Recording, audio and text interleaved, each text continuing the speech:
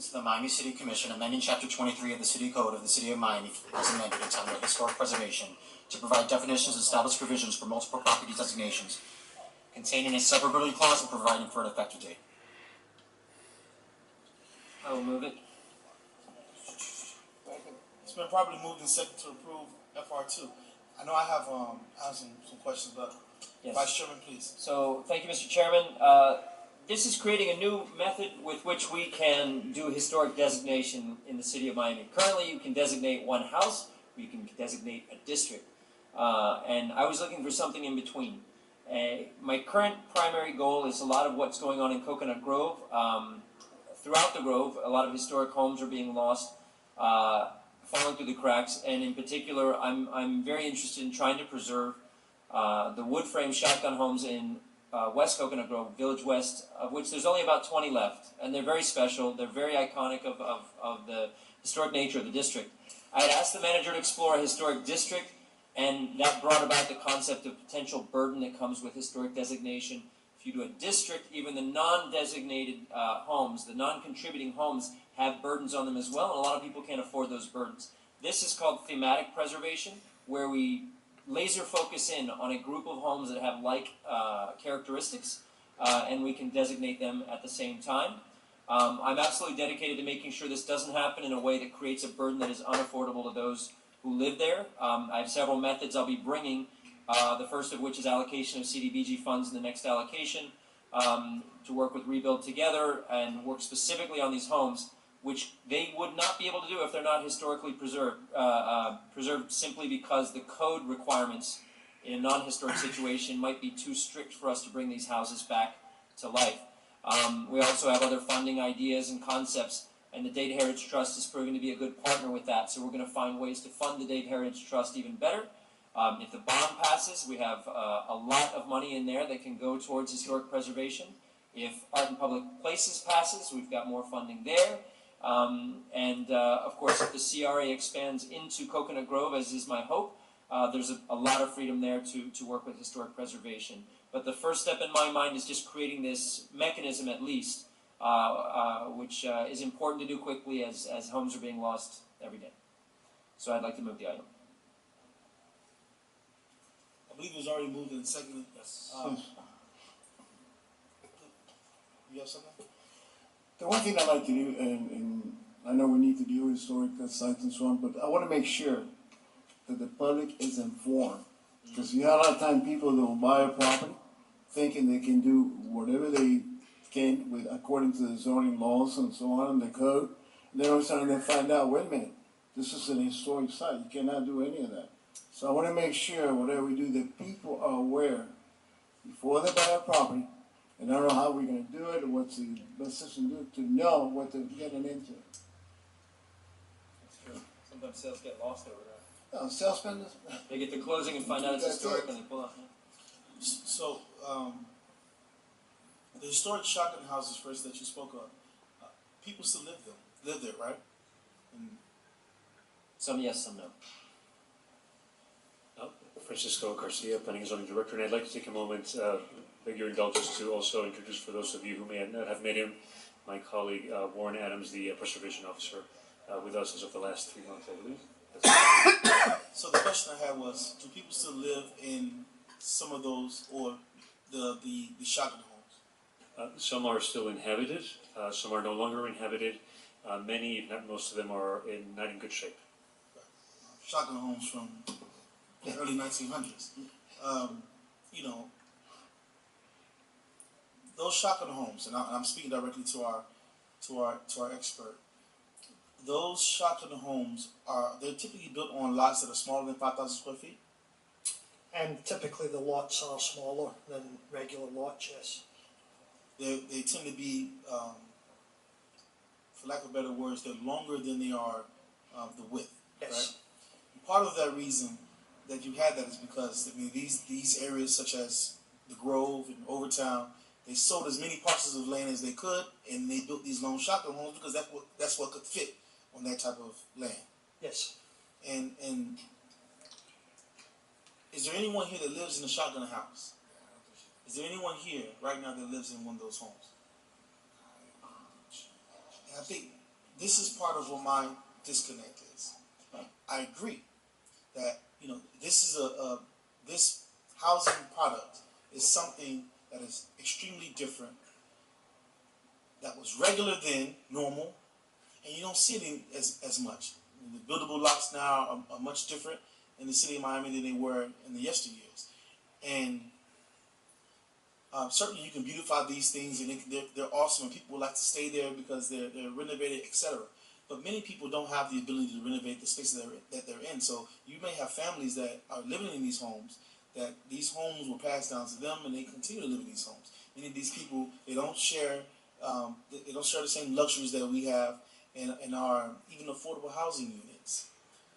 And these are the people that I feel like many times go from those homes to an affordable housing building because it just can't deal with it anymore.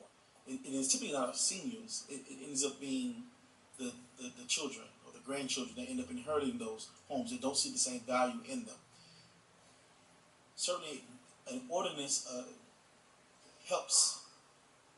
This type of change will help keep the home there, but it may not keep the home theirs. And that's part of what my issue is, that you create this mechanism and you give people a few cheat steps in preserving a property that the people who live there don't have the opportunity, or they may have the opportunity, but they don't have the know-how, they don't have the expertise, they don't have the financial wherewithal to not only protect themselves, their interests, but also to renovate their own properties. And that's the inherent unfairness. And when I look at, I completely agree with preservation of our historic sites, buildings. I voted against I voted to preserve some things that were not very popular, and I remember very clearly when I think it was probably my first year, when I can't remember the name of the building, maybe it was the Met One, or it was some major building that was coming to the downtown area, and they found Indian burial grounds there. And I voted that we preserve it. That was not very popular. I think I was the only one that voted that way. And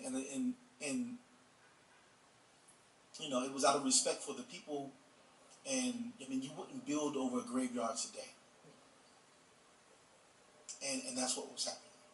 And so, this is just one of those things where, when I look at, for instance, our preservation boards, where I always say, I personally believe that those who are on a board as such should be people who are unbiased. And then we should call on the preservationists, we should call on those or hire those to make the argument that this structure should be preserved, and allow an unbiased person to render an opinion, because I feel that the way this ordinance is written, is favorable to those who favor preservation. And that's not a good or a bad thing, it's just an unfair thing. Because you are a few steps ahead of someone who is arguing the opposite. And then the next thing is, how is it that we get the notice out? If there's generally notice about someone making a preservation attempt on a neighborhood or a house, the notice is clear. But if you'd say, well, we're going to, for lack of better words, because I don't want to use the terminology, declare historic all modern bungalows in the city of Miami. I'm in a modern bungalow, and I'm on 79th Street and Northeast First Avenue. How am I going to get notice that this is that my home is going to be considered in this thematic change? And that's part of it. How is it that it's even fair? Because now I would think that you would have to survey every single home in the city of Miami. And if you have not surveyed every single home in the city of Miami, I'm going to believe that I'm targeted because of where I live and my proximity to certain places. And someone who owns a modern home, a Mid-Century or Miami modern bungalow, in another place may not face the same effects. And then that's not fair. So those are my concerns. That we already at the moment have a mechanism to Can designate. you say your name for the record again? My name is Warren Adams, Preservation Officer. We have a mechanism at the moment to designate any properties that are eligible for designation, either as an individual property or as part of a district. What this does is, rather than creating a district, say with 6 blocks in it, and designating everything within the district, some of which are contributing, some are non-contributing, this allows us to focus in on purely the buildings which we feel do have some special historic or architectural merit. But doesn't it allow you to go further than, say, that block? It allows you, if you came up with a theme, such as what was described, shotgun homes. If there's a shotgun home that is on Northwest 62nd Street and 14th Avenue, then that, in effect, is a part of that same theme. It would be part of the same theme as long as it was similar style of architecture, built within the same time period as the theme, and also as long as it was a good example. In other words, it was in good condition and it had been relatively unaltered. And again, the intention is not to go in and create large city-wide themes. The intention is to go in and create themes perhaps where they're warranted, or for very rare properties within the city where there may only be 5 or 6 of them, but they may be spread throughout the city. And rather than going in and trying to designate each one individually, we can go in and designate them as a theme. And I don't have, I have many historically designated neighborhoods in my district. Yeah. And so I know that there are people who are very in favor of these districts. And I haven't had anyone from my community, and perhaps they don't know of this, or they haven't quite been educated on it just yet. But I don't know what their opinion is on something like this, because I would look at it and I would say, well, why shouldn't everyone be a part of this? I mean, it's exactly the opposite of the argument that's being made. If all of us are subject to this historic designation, is that not fair? Then contributing or non-contributing, is that not fair? Than you identifying just a few of us in this special area? And yes, and possibly that is another option. However, when you create a historic district, you could be dealing with maybe 100, 200 properties. Everyone has to be involved. Everyone has to contribute their thoughts to it. But isn't that what makes it all the more beautiful? When you travel to a space and you drive to the historic districts, and now I look for them everywhere I go. The last one I saw was in Cordell, Georgia. I drove through there. They have historic areas there where they preserve the housing, and it is quite beautiful when you drive through and you see these neighborhoods in totality.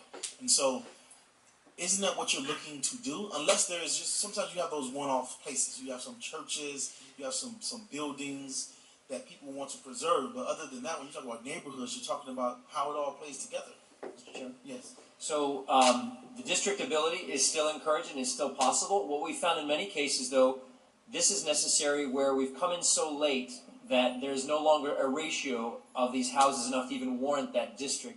In my mind, makes it even more urgent to preserve what's left. And we couldn't qualify as a district. We don't want to penalize those that are non-contributing, but we want to focus in.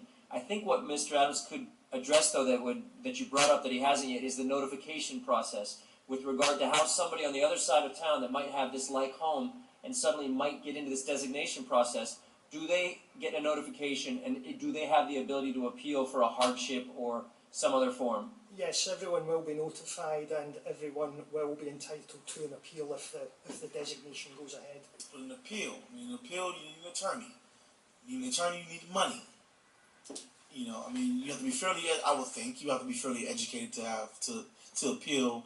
Those who are experts that sit on the Historic Preservation Board, and they have the astuteness that you do when it comes to these issues.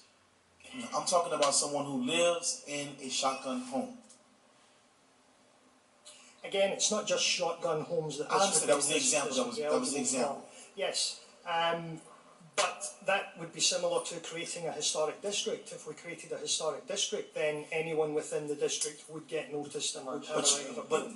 But in those ways, you still have a community that kind of comes together. I've seen neighborhoods raise money to fight things as a neighborhood if they chose to fight something.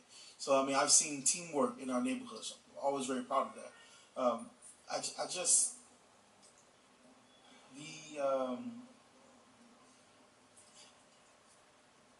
two things. I know, right? James, something tell me that? The two things will be this. The effect that this ordinance has. So does this in fact move you a few steps ahead from if you were a preservationist and you were fighting for something like this, fighting for preservation. And two,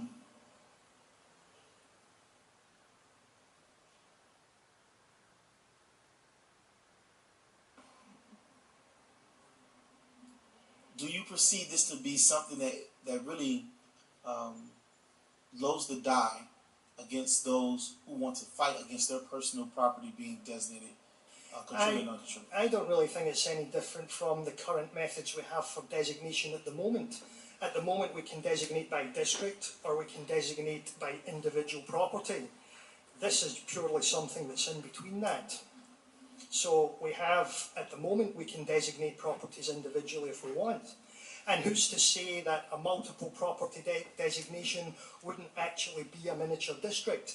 If we have 9 or 10 of these properties together, then technically what you have is, even though it's a multiple designation, if they're right next to each other, it's a small district. So what do you save by implementing this? What do I say? What do you save? What resources are you saving? We're saving a particular style of architecture and construction. You're describing that's if you were doing a certain number of houses at a certain amount of time, but effectively, if you were implementing this, why is this different? How is this better for you? And I'm saying you meaning the board than it is.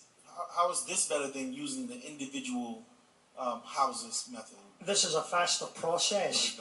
Really, what we can do is we can do the general report for all the properties that we are including in that report. If we were to do them individually, we would need to do an individual report for every designation we brought forward. So this is technically a way of taking a group of properties, perhaps by style, perhaps by architect, perhaps by use, all of which have a common theme, are within a certain time period and are within a certain geographical area, and doing them at once. Don't your rules require you to take an individual look at every single property, though? Don't the rules? The rules require you to take an individual look at every single property. Oh, we look at every single individual property, but instead of doing 10 individual reports, we do one report that encompasses all the similar properties. So that is one appearance before the preservation board instead of 10. I'd ask for an amendment, actually. I don't know if it got incorporated, and if not, I'll do it on the floor, to make sure that there was individual scrutiny even within the thematic preservation, so that we don't get into a situation where someone could say we just threw a blanket over all of them. That we looked at each, even though we're doing it all at once, we're looking at each one. A big thing you can look at in this particular case with the shotgun homes are the shotgun homes in Coral Gables versus the shotgun homes in Coconut Grove. They are only separated by Booker Street, but to go from one side to the other is night and day. They are preserved in the Coral Gables portion. They are beautiful, they're well kept, and they are still owned by the original owners. They found the funds to keep them up. The community helped preserve them, and they are still owned by the families that have always had them. And that is my goal. Black folks didn't live in Coral Gables, though, right? They did. It was called Black Gables. They had Black Gables. Yes. So it was outside Coral Gables. It was on our Because Coral Gables was a side. whites-only town, right? It was on our We're side. clear about that, right? Yes? Whites only? Just Coral Gables was a whites-only town. Somebody help me. You sure? You knew the owners? My office used to be in the West Grove, but Coral Gables part of the West Grove.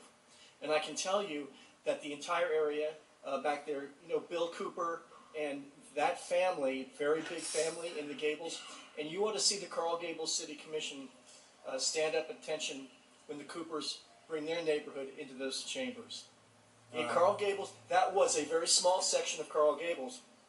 Always was But part it's of Gables. beautiful and it's taken care And it of. was segregated, believe me. Okay, it was segregated. I'll take your, I hear you. That's not what I wasn't there, so. Anyway, so that amendment, is that a part of your motion? Yes, please. Does the secretary agree to that amendment? Yes.